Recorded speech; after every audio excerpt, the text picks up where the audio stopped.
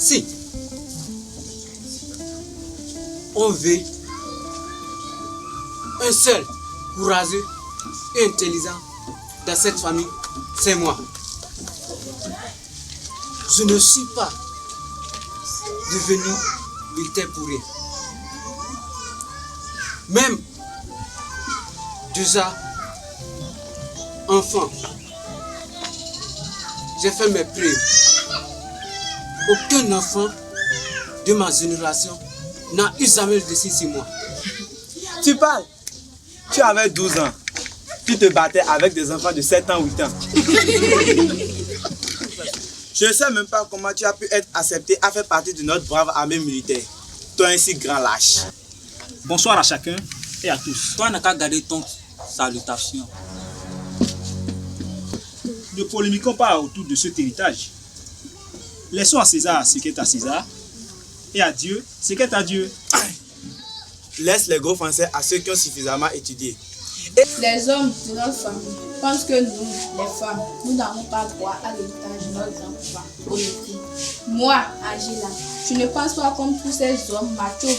Nous, les femmes, nous avons aussi droit à l'héritage. Les enfants, laissez tomber ce vieux de nos pays, ce voleur de nos pays.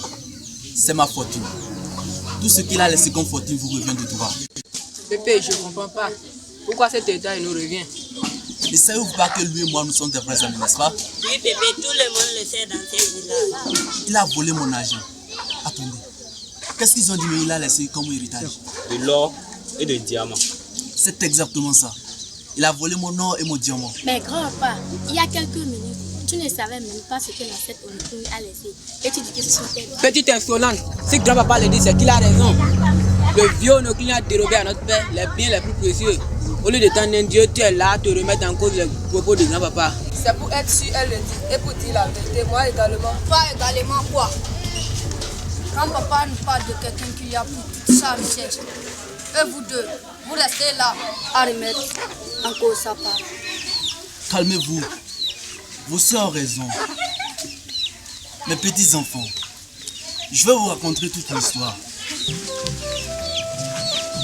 Il y a bien longtemps, quand Onokuni et moi nous vivions dans la fine fleur de l'âge, nous avons décidé de voyager en Côte d'Ivoire à la recherche dans le but de la recherche d'une fortune. Arrivé là-bas, un Américain nous a promis de nous aider à devenir mochement riche. Chemin faisant, mon père à moi est tombé malade. J'avais l'obligation de revenir au pays pour m'occuper de lui. Ce blanc a donné ma part d'héritage à Onokuni. Je me spawnais pour me cacher quelque chose. Maintenant je le sais. Il me cache ma richesse. Grand-papa, pour te dire la vérité, quand j'ai appris pour cette histoire d'héritage laissé par ton défunt ami Pépé Rivaldo, pour te dire la vérité, tu m'énervais. Je t'en voulais énormément de n'avoir aussi amassé une richesse au cours de ta longue vie que j'aurais considérée d'inutile. Si ce matin tu ne nous annonçais pas cette bonne nouvelle. Bien dit, grand frère. Mes frères, mes soeurs, vous êtes tous témoins de l'injustice dont a été victime notre cher grand-papa. Devons-nous laisser sa fortune se perdre ainsi pour rien? Ne méritons-nous pas, comme les descendants de ce voleur de richesse de Pépé Onokuni, d'avoir la part de notre grand-papa qui est dans cet héritage laissé? Ne méritons-nous pas de jouir des durs labeurs de notre grand-père? Oui, nous les méritons, mes frères. Merci beaucoup, grand-père. Comme toujours, quand tu prends la parole, tu parles avec sagesse. Nous devions réclamer notre part de cet héritage. Bien dit, sœur chérie, je suis avec vous. Moi, je suis pour conduire toute cette famille de dingues pour avoir notre héritage. Les enfants, vengez-moi. Vengez ma fortune volée. T'inquiète, grand-père. Ils n'auront que leurs yeux pour pleurer. Nous ne sommes pas des barbares comme cette famille de fous, du vieux voleur de fortune Onokuni. Nous sommes tous des intellectuels. Nous avons tous étudié. Nous allons attenter un procès aux membres de cette famille de fous. Demain, Sassori, Bénédicte, Rebecca et moi, nous irons en ville pour plaider notre cause et prendre une convocation. Cette affaire se résoudra au tribunal. Grand frère, je t'aime beaucoup. Aide-nous. Je vais pouvoir enfin acheter une moto audio à ma copine Anisha. Toi, tu n'as même pas de moto et tu veux prendre ta copine. Grande soeur, c'est le monde qui est comme ça aujourd'hui. Je pourrai enfin finir ma construction quand on équipera notre dû. Bon, j'ai du boulot.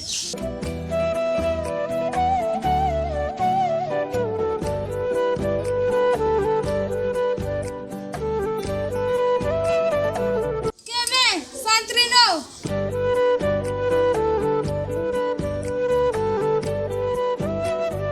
Kevin, tu ne nous calcules même plus. Oui, nous sommes devenus non importants à tes yeux. Mais de quoi vous parlez les filles? Vous savez que vous êtes et vous avez toujours été très importantes. Les filles, pourquoi cette soudaine inquiétude sur votre importance métier? Je vous rappelle que dans ce village, vous conduisez comme des saintes en touche. Même mon meilleur ami n'a le plus souvent pas la chance de dialoguer avec vous. N'essayez pas de devenir plus gentil parce que la famille de mon ami est actuellement la plus importante. Toi, tu parles trop et tu ne comprends pas le plus souvent de quoi tu parles. Dis que c'est vrai que ton papa a laissé un état et tout de fortune. Oui, mon grand-père était un Richard. Et dire que tout le monde le prenait pour un vieux gâteux qui cherchait à pourrir la vie à tout le monde. Mon grand-père était un Richard. Je n'arrive pas à croire moi-même. Ton grand-père est un Richard? Dis plutôt un vieux pervers plus pauvre que des excréments calcinés d'un pouce. Moi, vous vous moquer de mon Richard. C'est ça. Comment toute une famille où on retrouve parmi les personnalités les plus importantes de ce village peut croire à la mauvaise face de ce voyage d'un vieux onocule. Vous êtes pire que des comédiens dans cette famille. Plutôt pire que des clowns. Je vous interdis de vous moquer de ma famille. Pourquoi tu écoutes mes sœurs qui écrivent? Elles sont jalouses car leur grand-papa en moi n'avait laissé comme étage. Tu te trompes. Nous sommes plutôt très heureuses de ne pas avoir un grand farceur que ce pervers qu'il a comme grand-papa.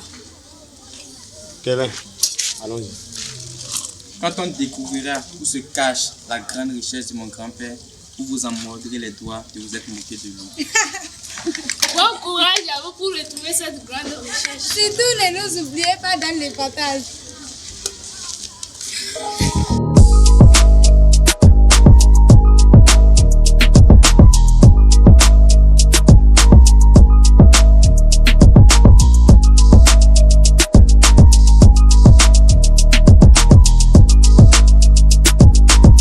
J'ai appris que tes camarades de classe, les grands frères, Jokin et Jotai et l'oncle Aturo sont revenus au village pour l'héritage de leur grand-papa.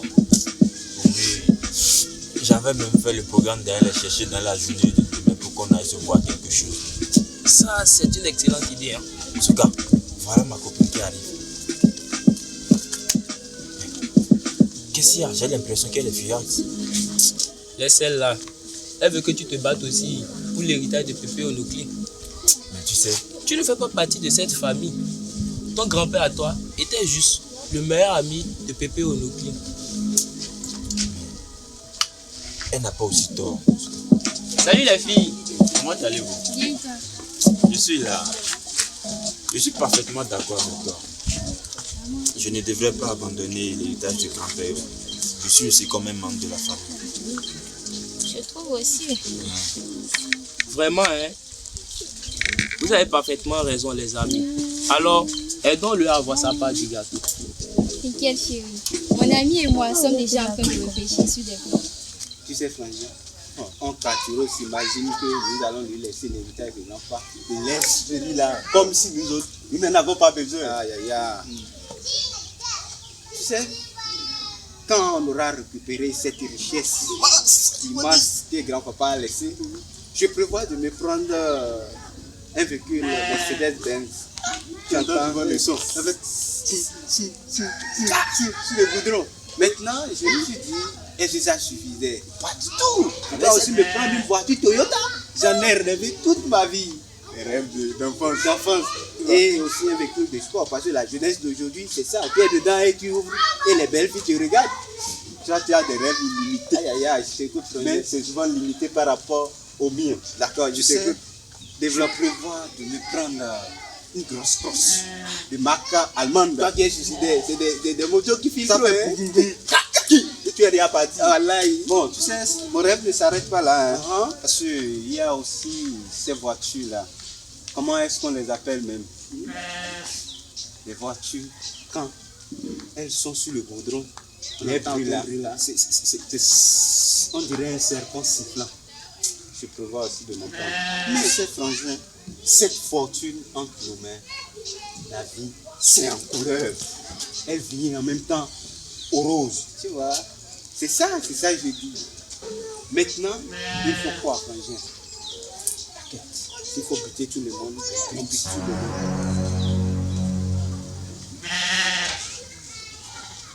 J'ai tout à fait dit aussi. C'est parti.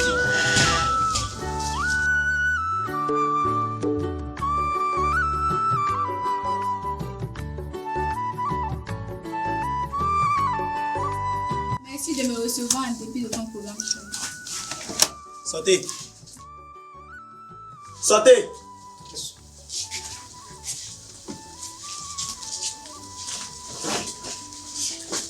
C'est toujours une immense joie de te voir. J'ai été toujours amoureux de toi. Mais tu m'as brisé le cœur. C'est de ta faute si je punis toutes les femmes du pays. Moi? Donc tu m'aimais et tu me l'as jamais dit. C'est ça qu'on appelle amour caché. Je t'aimais en cachette quoi. Je suis désolée, mais tu aurais dû me le dire. Quoi?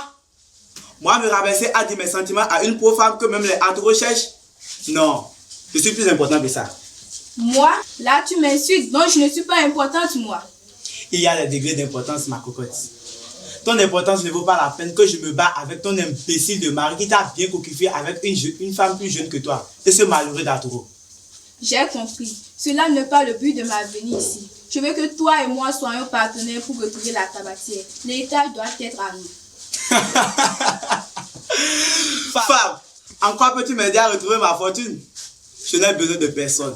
Tu ne me seras d'aucune utilité. Je suis assez fort, courageux et intelligent pour retrouver cette introuvable et maudite de tabatière afin de quitter de ce maudit village avec ma fortune. Tu as besoin de moi. N'oublie pas que les femmes obtiennent facilement ce qu'elles désirent. Avec moi comme allié, tu auras facilement accès à l'information. N'oublie pas que je possède quelque chose au niveau de mon bas-ventre que tous les hommes désirent l'avoir ne serait que pour une minute. Tu es ma partenaire, mon lanier inconditionnel dans cette quête. Tu ne le regretteras pas. Et si tu pouvais me faire bénéficier de ta loyauté en me faisant profiter d'une minute de cette chose que tu as au niveau de ton bas-ventre? Retrouvons la tabatière d'avant. Après, tu auras autant de temps que tu le voudras. Promis, juré.